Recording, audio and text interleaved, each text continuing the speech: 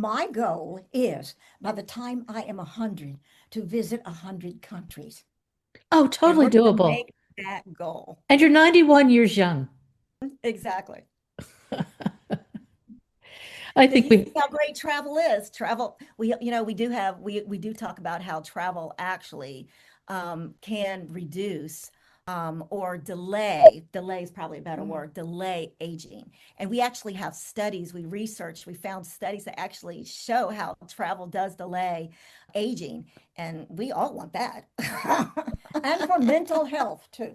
Yes.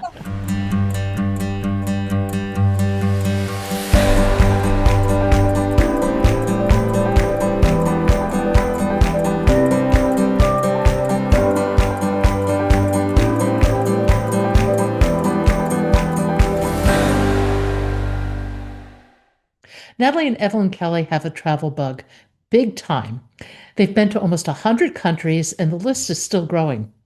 How did a 91-year-old mother and her daughter set off on such adventures? Why, of course, they hit a bump in the road.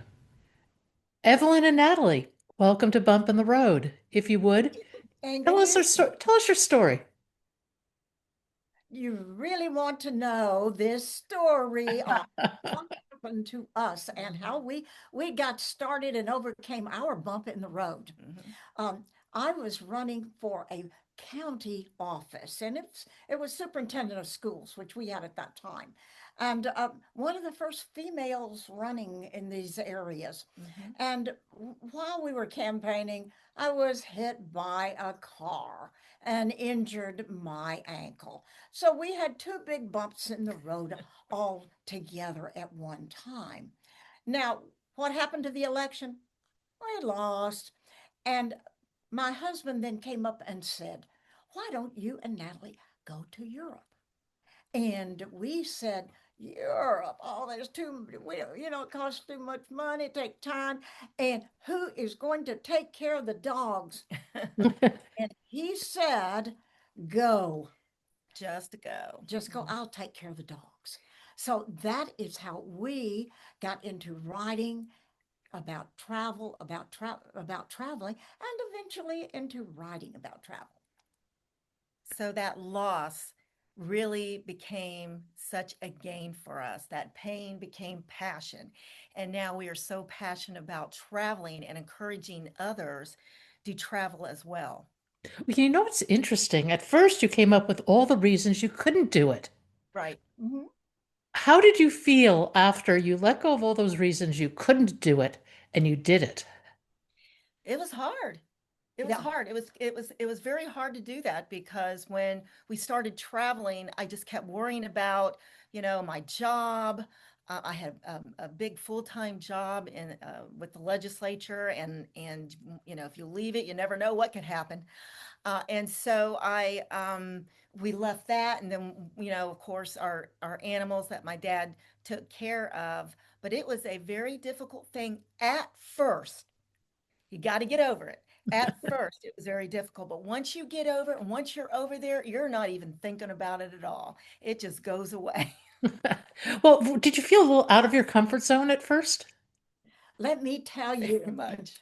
what we did. We started in London and went to Athens in 3 weeks. And we stopped in 13 countries overland. Every night was you pack up your bags, you put them out at 5 o'clock, Yeah. you go eat at 6, you leave at 7. Yeah. So it's It, always it packing, was always it unpacking. was packing and unpacking. And we said, by the time we got to the Acropolis in Greece, we said, "Big deal, forget this. Let's get home." And know what happened coming home?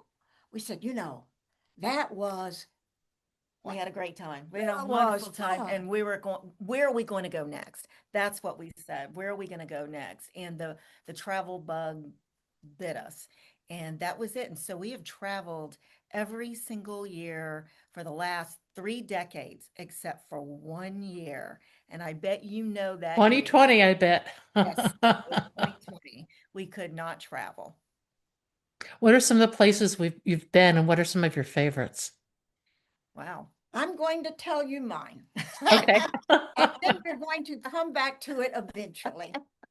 Um, we have been now to 89 countries. Mhm. Wow, that's really quite a decent total. Right. We've been to all 50 states and all 7 continents. Yes. But do you know my favorite country is the USA? There are we have been to these great Mediterranean coasts. We've been to these beautiful mountains, but the USA has all of them. We have the coastlines, we have the mountains, we have the valleys, we have the hills, we have the canyons, we have the cities, we have the museums, We we really have do have it everything. all here. Yeah. It's interesting you say that because as a kid, I spent a significant amount of time in Europe every year. And, so I was raised, and this was back in the 60s, 70s. So it was a different world. But, everybody kind of looked to Europe for, um, culture and everything else. And, saw the major things before all the crowds. And interestingly, as an adult, I got into doing some travel in this country. And I did it somewhat purposely because while I'd been lots of places, I hadn't really driven this country. I hadn't been to a lot of the national parks out west or anything like that. And it blew me away. I mean, you're absolutely right. This really is an incredible place that we live. It's so true. I mean, we always like to compare it. Now, of course, we love Europe. We love traveling overseas. All the different continents. It's enjoyable, and of course, we encourage people to travel because until you travel overseas, you really don't know what you have here in the United States until you see that. And so we really encourage people to travel. However, if you do not want to travel overseas, or if you're not comfortable about traveling or don't have the financial means right yet to travel, because it does cost a lot to fly over and to stay. But there are so many beautiful places right here in the United States. I always say, why go to Venice when you can go to San Antonio? I love San Antonio. Of course, I love Venice, but I just love San Antonio. It's just the cutest little canal. So there's just so many different places to go to in the United States. So we highly encourage, especially now, this coming year, 2026, is the 250th anniversary of the United States of America. So we really do encourage people to travel this beautiful country of ours. And I think travel can really be made affordable. I mean, there are house sitting services. You could go and house sit for somebody in name your country for a few weeks. That's exactly true. It can be. In fact, we write a lot about it and we speak about how to travel on a budget. Because that's probably the one thing that we get a lot is I Mhm. want to travel. I just can't afford it. I can't pay for it. Well, you know what? We're not rich. We don't have a lot of money. I know I do work for a living, and you work for a living, but I will tell you, we figured it out.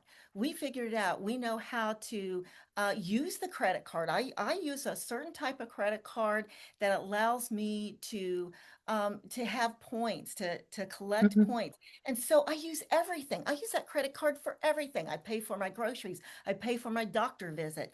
I pay for everything. Now I pay it off every month because you certainly don't want to pay that interest. But because of that, I can fly to first class to Vietnam. And that's exactly what we did Mhm. last year. Mhm. Oh, how was Vietnam? Oh, loved it. Loved We it. really did. It was one of those experiences in which you have such ambivalent feelings. Mhm. You know all of these people that and the things that happened in Vietnam, but then you go and you visit these places that were completely 90% destroyed, Yes. and they have built up and nice people, and you really understand when you get into go down into the caves where they were fighting and hiding.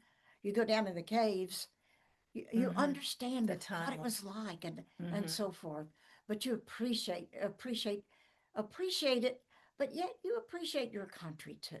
Right, and what our country, what our people did when going over there and then coming back, but fighting for something they probably didn't even know what they were fighting for. But it was just so eye opening, to tell you the truth. But to see such a country now that has from ashes, right, risen from the ashes now to where it is now, a very modern country, and the people there, while I felt like they were going to have probably an issue with us, just being Americans, but not one bit, not one bit. They were very welcoming. I think one of the big benefits of travel is that first it broadened your view of the world as a whole. But the history that you learn traveling is astonishing because we don't have a very deep history in this country, not yet. Hopefully, we will build it over time. But you look at other countries, Russia, for example, that has a history going over 1,000 years. Yes. Greece, Italy, France, UK. It puts many things in perspective, and I think going there in person, the way you have, it really helps you with a tangible understanding of how some of these historic events have evolved. But Pat, when you go to these places, that's what you have to look for. You have to look for understanding what they are like. And we don't go as smart aleck Americans. Mm-mm. We go looking for their culture from their point of view. What do they think? What do they like? And so forth. And I think that is what we have learned from traveling is that if you will go with that particular point of view, looking and trying to learn from them, that it will be the greatest thing for you. And it really it allows you to have a different perspective from this big beautiful world, and to travel this big beautiful world and to see this big beautiful world, and then you think about your own problems and how small that is. You can see the difference. And that's what I love about traveling, because there's just so much more to see and do than to just think about your small little things that you may be having. Oh my gosh, my turkey, I overcooked my turkey, and how upset I am about overcooking my turkey, things like that. But that is so small, compared to just these, seeing the world and the beauty that it has to offer. What are some Well, of the biggest bumps that you've hit traveling? Mm. I would say the biggest bumps have we've had some. Uh, Oh, you uh, have to have had with all the places you've we been. have we have had some, but we have learned from them. And Yeah, I would love for Natalie to yeah. tell you our one of our I guess it's the most touching stories that we have. We were on a an air flight flying into Amman, Jordan on Royal Jordanian Airlines, and the landing gear did not come down. Mm. And It wouldn't go down. And actually, at that time, we didn't even know it. Just kept circling and circling the airport. And I noticed, the flight attendants really nervous. And so they just kept circling. And I asked the guy next to me, who just so happened to be the leader of our group that we were going with, and I didn't even know him at the time. And he said, "Oh, don't worry, it's okay." Well, when we were getting ready to land on the belly of the plane, our landing gear did drop. And then we landed, and then we taxied by foam trucks. I knew there was a problem when you taxi by foam trucks and fire trucks and everything else. And then finally, when we got in, we learned that sure enough, that's what was going to happen. They were getting ready to land on, and tell us that, be prepared for a crash landing. And that was our trip to Jordan and Israel. All through the trip through Israel, we had these bumps. We kept getting bumps. So at one point, there was some bombs that cut uh, kind of chunked over the border, and it was kind of what we were told is, no worries, it's okay. Don't worry, it's okay. Well, see, the thing is, they're used to that. We're not. you know, so we go through this whole process and we go through another thing and something happened to us. Don't worry, it's okay. All through Israel, it was no worries, it's okay. I learned so much from my trip from Israel because now in my professional world, as I'm stressed about audits or I'm stressed about the bill coming up or, all these types of things, I always go back to my trip in Israel. No worries. It's okay. Meaning anything that's out of your control, you can't control it. Just let it slide by. Just deal with the things that you can control. That's what I learned about Israel and the bumps in the road that we had from Israel. And to me, that has stayed with me all the way through my life now and through my professional life.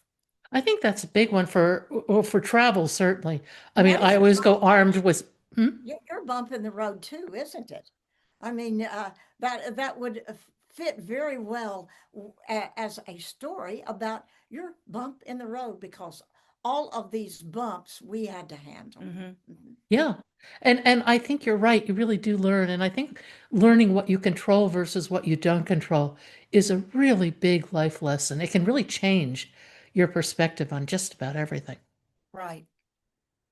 But what we try to do for travel is we want people to we want people to travel, but knowing that these things are going to happen. It's how do you react?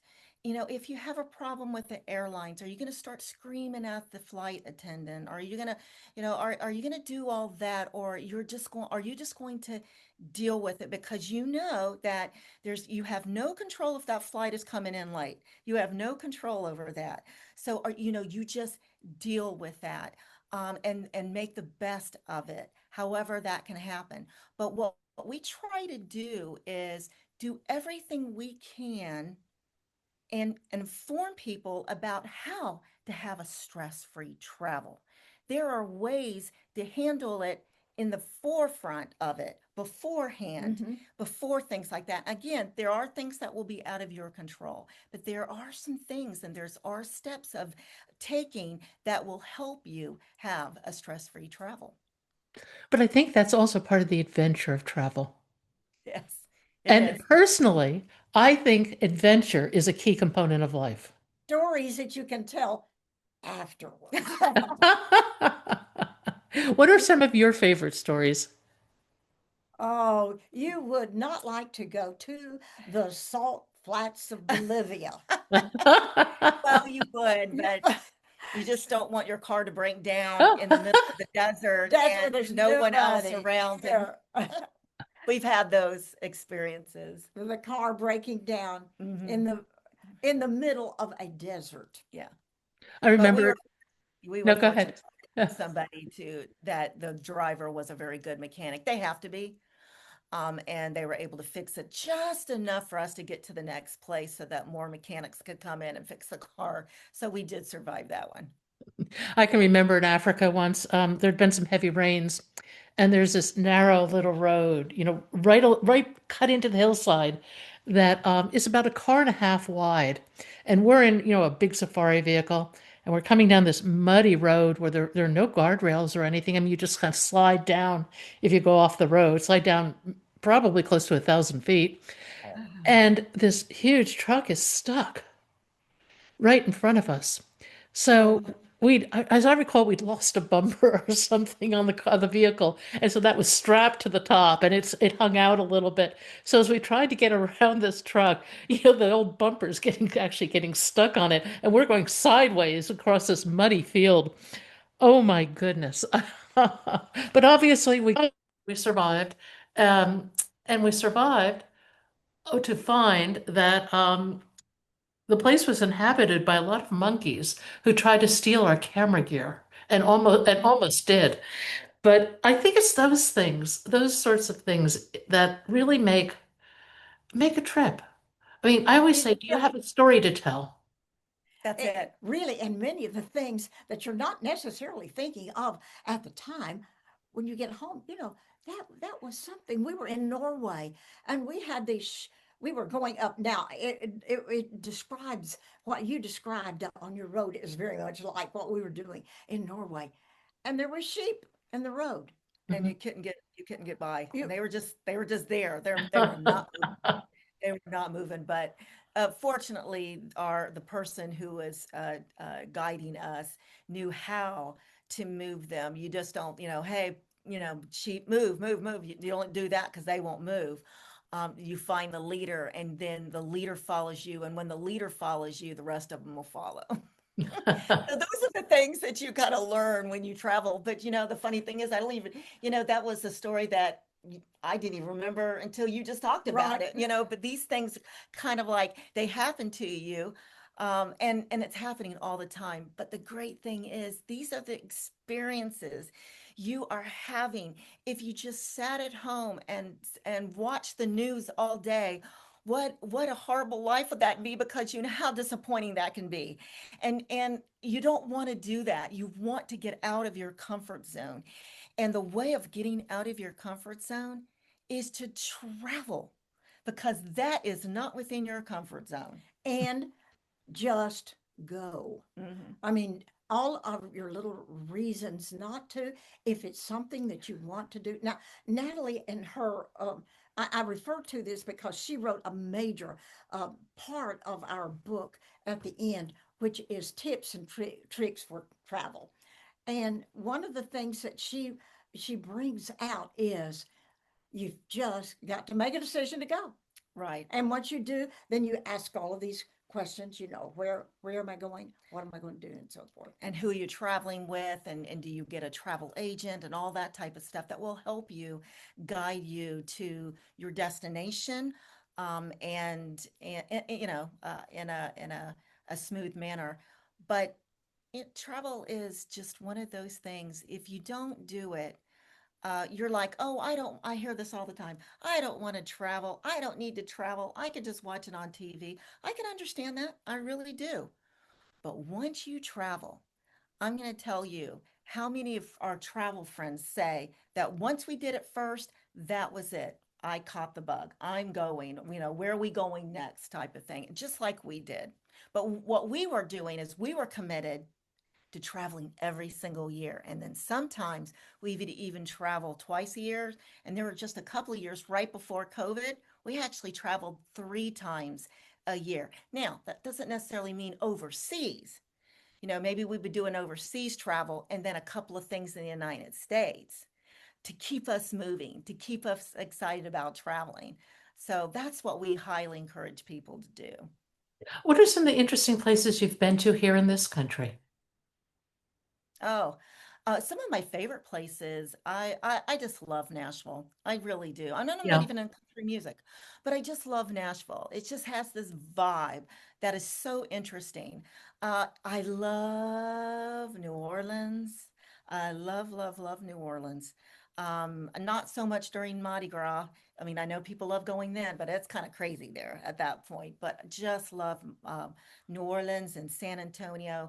There's really so many beautiful cities here, small little towns to go to, just unique places, and routes like Route 66. I have friends of mine who call me and say, Natalie, where do I start from Route 66 and where will it end? Well, it starts in Chicago and ends in Santa Monica, California. So, if you want to go, plan about 2 weeks, that type of thing. There's so many beautiful places to go here.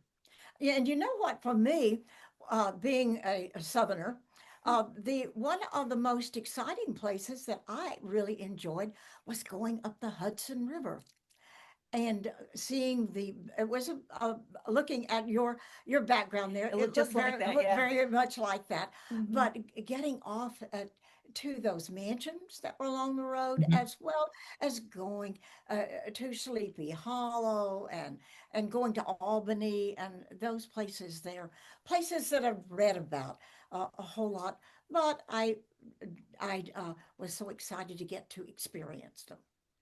And I think it's the experiential aspect of travel that changes you. I mean, as you were saying earlier, you can read certainly, you can watch TV or watch YouTube videos, but it's not the same as actually being there. It's not the same as smelling the air, the water, tasting the food, dealing with the language, talking to the people, all those things that you have to physically be there to experience. That's exactly right. And another thing, when you talk about the United States, we just had a friend. We were speaking at an event, and this lady came up and said, "I've been to all the states, and I really didn't know what to do, but I still wanted to travel. So what I did is I started traveling to presidential libraries." We thought that was real interesting because we started going to different presidential libraries. But what is so great about seeing presidential libraries is the fact that some of the presidents that you may think that you would not like, you end up liking them. You end up respecting them. So my suggestion is don't go in with, maybe just, a political view of one way or another. Never do that. Go there and learn because I'm going to tell you, you're going to find out more about that person, and why they chose to do things, whether you liked it or not, why they chose to do what they did. I thought that was so interesting to go to these different presidential libraries. We haven't been to all of them, but we have been to a few of them. And in our new book that we are going to mention for you, we have a love affair with the USA, which we just finished last Thursday Hmm. and Oh, wow. Yeah. submitted it to the editor last Thursday. So we're hoping it's going to be out. We love February, probably the 1st of We're March. hoping President's Day Yeah. that it'll actually Uh, come out, but we'll but You know, see. it, it but it is really interesting.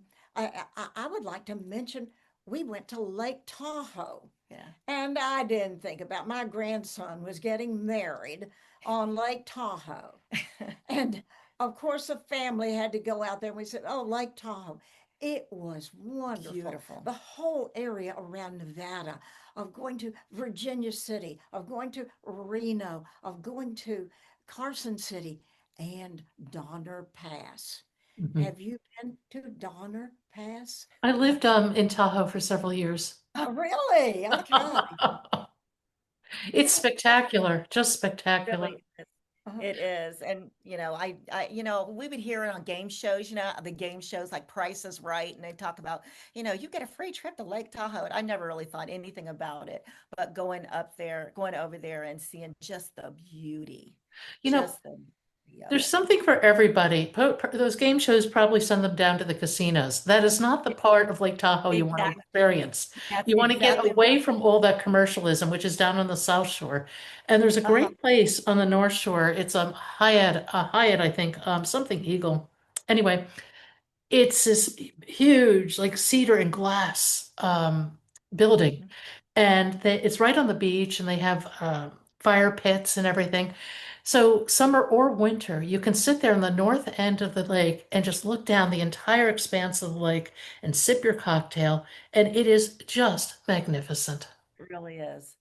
It is very beautiful, but that's our country.